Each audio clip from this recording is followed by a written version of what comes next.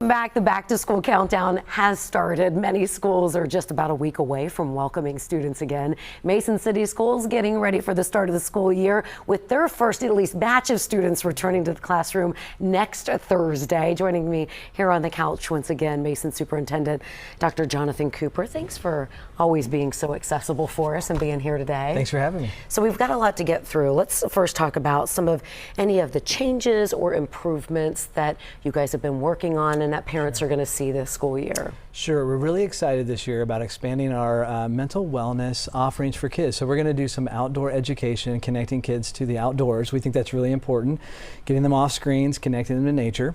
So that's one thing we're super excited about this year. Another thing is expanding some offerings with our innovation offerings with our kids. So we have a cybersecurity class, and the second level of that class, kids are getting certified and actually having some certification to go out and be in the field.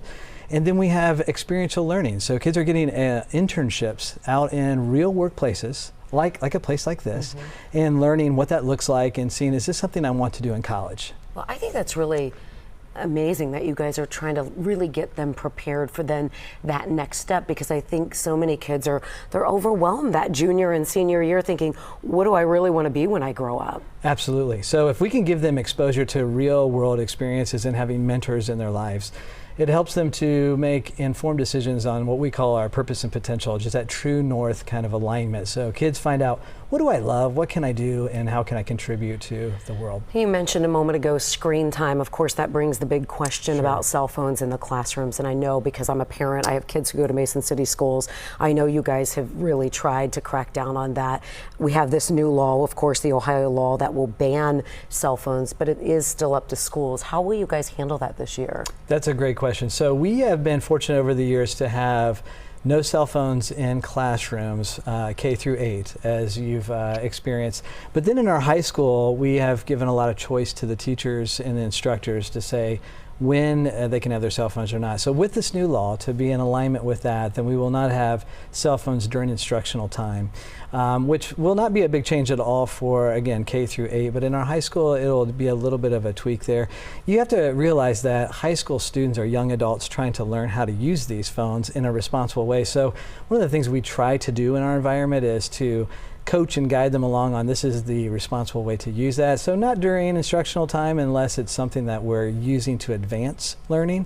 But they're still going to have the opportunity to have their phone with them. So if a parent needs to get a hold of them, they still have that for safety. And that's what parents really are interested in. I always say, I would think for teachers that they've probably been wanting this, because I know in my house, it's a major distraction. Even at dinner, I have to say, go put your phones over there. Yes, we have those same conversations in our home. I have 4 teenagers, and so it's a constant conversation, but it definitely is helpful for them to be able to say, during instructional time, put the device away. And we have some good protocols and practices in place, I think, that are thoughtful, that will work with the student, with the family on that. But yeah, and I think, honestly, when you talk to kids and youth today, one of the things they'll tell, at least they tell me when I interview them, is that if everyone was putting their phone away, it's much better, because they're not missing anything, they're not being left out, they're engaged in conversation, and that human connection, our youth are craving that as well. So I think there's some real positives that are going to come out of this. Let's talk about a big thing, and that is funding. When we talked earlier in the year, I know you talked to us about cuts that the district could be seeing from either the state budget, the federal budget, the State Department. How is that looking?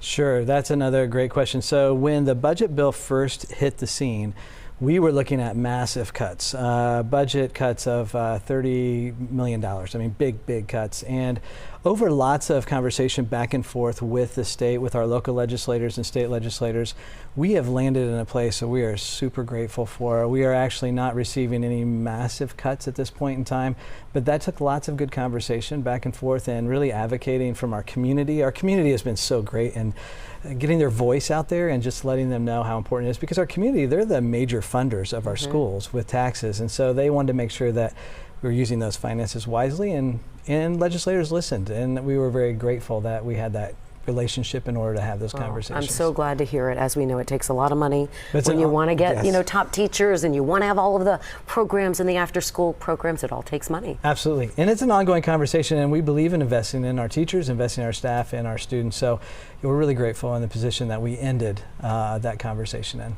I appreciate it. Superintendent Dr. Jonathan Cooper with Mason City Schools for us. Thanks so much for being here today and for the candid conversation. Good luck. Next week it's on again. We're excited to welcome everyone back. Thank you. So again, they kick off school next Thursday. We have several other superintendents, by the way, coming on our show a little later this week before the start of the school year. We're going to hear from Kenton County Northwest local schools along with Boone County superintendents throughout the next couple of the days. We're hoping to talk with Cincinnati Public Schools as well. So look forward to that. All right. In the meantime, let's do the weather thing. And it's